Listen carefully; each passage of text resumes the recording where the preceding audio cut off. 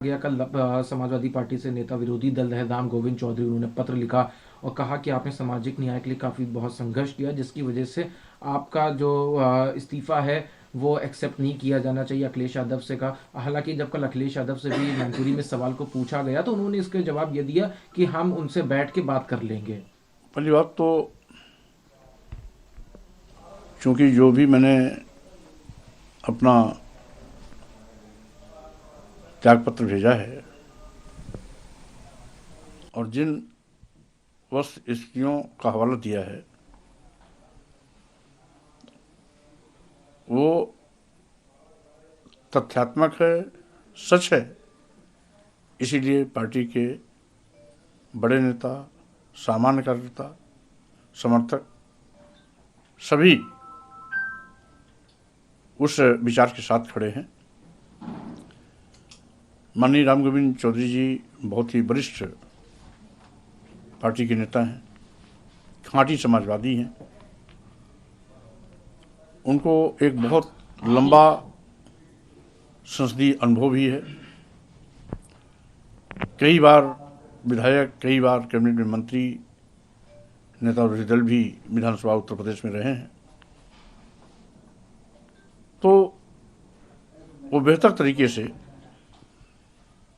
मेरी पीड़ा को समझते हैं और इसीलिए उन्होंने माननीय राष्ट्रीय अध्यक्ष जी को पत्र भेज करके पार्टी हित में जो उचित राय था दिया है।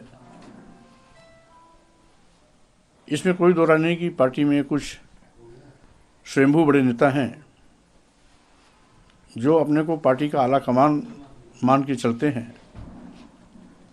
उनकी जुबान पर कोई लगाम नहीं है किसी को कुछ भी कह देना, कार्यकर्ताओं को अपमानित कर देना, मेरे बयान को निजी कह देना। इस तरह के लोग कहीं ना कहीं पार्टी का भट्ठा बैठा रहे हैं, पार्टी का जनधार के साथ खिलवाड़ कर रहे हैं और इसीलिए उन सारी बातों को मैंने मौखिक रूप से भी और पत्र के माध्यम से भी राष्ट्रीय अध्यक्ष जी को अवगत कराना उचित समझा और इसीलिए उस पत्र को मैंने भेजा, जैसे कि समय रहते राष्ट्रीय अध्यक्ष जी को भी सारी पार्टी में चल रही गतिविधियों की जानकारी हो जाए। पत्र लिखने के बाद और अगर उसके बावजूद भी अगर इस तरह का आगे रहा तो फिर आपका क्या स्टैंड रहेगा समाजवादी पार्टी में? क्योंकि देखिए, मैंने कभी भी सम्मान और स्वाभिमान से समझौता नहीं किया। मैं जब पूरे देश के दलितों, आदिवासियों, पिछड़ों, गरीबों, मजलूमों, अल्पसंख्यक समाज के लोगों के सम्मान के लिए किसी भी पहाड़ से टकरा जाता हूं तो स्वाभाविक रूप से यदि कुछ लोग पार्टी में रह के पार्टी के साथ विश्वासघात कर रहे हैं, किसी और पार्टी के दलाल बनकर के समाजवादी पार्टी को कमजोर कर रहे हैं, तो उनको भी हम चुनौती दे सकते हैं और समय रहते पार्टी के प्रमुख को मैं अवगत भी करा रहा हूं, सावधान भी कर रहा हूं। और जो लोग अनाप शनाप बयानबाजी के माध्यम से पार्टी को कमजोर करने की लगातार साजिश में लगे हैं, उनसे सावधान रहने के लिए भी इंगित कर रहा हूं। तो कुल मिलाकर के अब फैसला राष्ट्रीय अध्यक्ष जी को करना है। हमने तो जो मेरी भावनाएं थी, कुछ लोगों की टिप्पणियों से जो मुझे पीड़ा थी, पत्र में विधिवत उल्लेख करके मैंने उसको भेज दिया है। अब आगे का फैसला राष्ट्रीय अध्यक्ष को करना है। केवल राम गोविंद उसके बाद इस तरह की जो भाषा है वो आपके लिए दुरुस्त नहीं है? इसमें कोई दो नहीं कि जो सामाजिक परिवर्तन की लड़ाई में जिनका योगदान है वो सामाजिक परिवर्तन की लड़ाई का मतलब समझते हैं और सामाजिक परिवर्तन की लड़ाई है क्या, जो इसका मतलब ही नहीं जानते हैं वो मेरी किसी भी बात को निजी बयान कह करके हवा में उछालने की कोशिश करते हैं। ऐसे शेख चिल्ली बखाड़ने वाले लोगों को मेरी हिदायत है कि कम से कम जिस पार्टी में है उस पार्टी के विरुद्ध महत्वपूर्ण पद पर बैठकर साजिश का हिस्सा नहीं बनना चाहिए। आपको पार्टी का जनाधार बढ़ाने के लिए काम करना चाहिए। अगर जनाधार नहीं बढ़ा सकते हैं तो चुप रहना चाहिए। अनाप शनाप बयानबाजी करके पार्टी की वो लोग जो लगातार पार्टी को आगे बढ़ाने में लगे हुए हैं उनको हतोत्साहित नहीं करना चाहिए। उनका हौसला तोड़ने के लिए ऊँची बातें नहीं करनी चाहिए, ऊँची हरकतों से बचना चाहिए। कुछ ऐसे लोग हैं जो पार्टी में एक वोट तो अपना नहीं जोड़ सकते हैं, लेकिन पार्टी उनको आजीवन सजा के रखती है। फिर भी वो कभी भी दलितों, आदिवासियों, पिछड़ों के सम्मान में पार्लियामेंट में बोलते नजर नहीं आते हैं। तो ऐसे लोग जो जिनको पार्टी सब कुछ दे रही है वो पार्टी को क्या दे रहे हैं, तो उनको अपने दामन में झांक के देखना चाहिए। वो कहाँ है, पार्टी में उनका योगदान क्या है और किस हैसियत से वो मुझको ये कह सकते हैं कि मौर्य जी का निजी बयान है। स्वाभाविक रूप से ऐसे लोग पार्टी के हितैषी नहीं।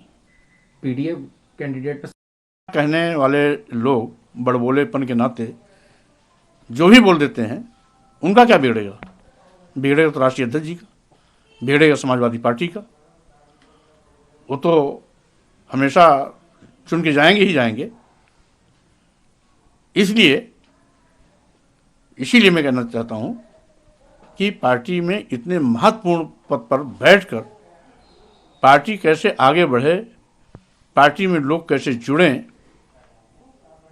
इस प्रयास को करने के बजाय पार्टी को तोड़ने के लिए कुछ न कुछ अनाप शनाप बयानबाजी देकर अपनी जो ऊंची हरकतों का परिचय देते हैं उससे उनको बचना चाहिए। एक और सवाल इसी से जुड़ा हुआ लगता है कि उनके हट जाने से भी एक जो नंबर ऑफ वोट्स एक चाहिए होते हैं राज्यसभा में वो भी कम हो जाएंगे, जिसको देखते हुए बीजेपी ने भी कैंडिडेट फाइल कर दिया। बहरहाल चूंकि पल्लवी जी बहुत जिम्मेदार और समझदार विधायक हैं, नेता हैं, इसलिए अभी वो राष्ट्रीय अध्यक्ष जी से स्वाभाविक रूप से कोई न कोई वार्ता होगी। हाँ, इतना जरूर है कि प्रोफेसर साहब को जल्दबाजी में इस तरह के तंज नहीं कसना चाहिए था। इसको राष्ट्रीय अध्यक्ष जी पर ऊपर छोड़ देना चाहिए था। राष्ट्रीय अध्यक्ष जी अपने तौर तरीके से उस बात को हैंडल करते। नहीं, जो अभी राज्यसभा सांसद जो नाम भेजे गए उनसे आपको क्या लगता है कि पीडीए जो समाजवादी पार्टी नहीं, देखिए उस पर तो मैंने कल भी कह दिया, क्योंकि सीमित पद होते हैं। ये सही है कि पीडीए के मानक की कसौटी पर केवल एक प्रत्याशी है,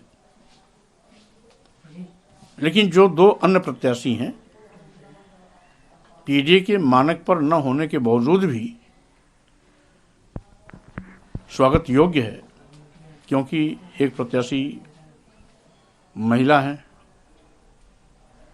4 बार पहले भी पार्टी से राज्यसभा में रह चुकी हैं।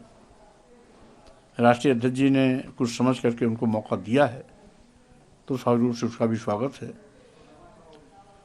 और दूसरे आलोक रंजन जी भी पिछले 10 सालों से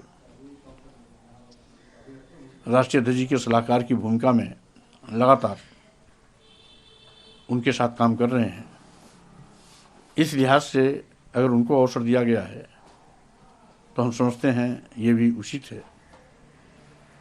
तो सीमित पद हैं, सीमित जगह है, तो राष्ट्रीय अध्यक्ष जी अपने विवेक से जो भी निर्णय दिए हैं उस पर हम किसी प्रकार की टिप्पणी नहीं करना चाहते। और हमने कल भी सभी प्रत्याशियों का स्वागत भी किया, सबको शुभकामनाएं भी दी। हाँ, इतना जरूर है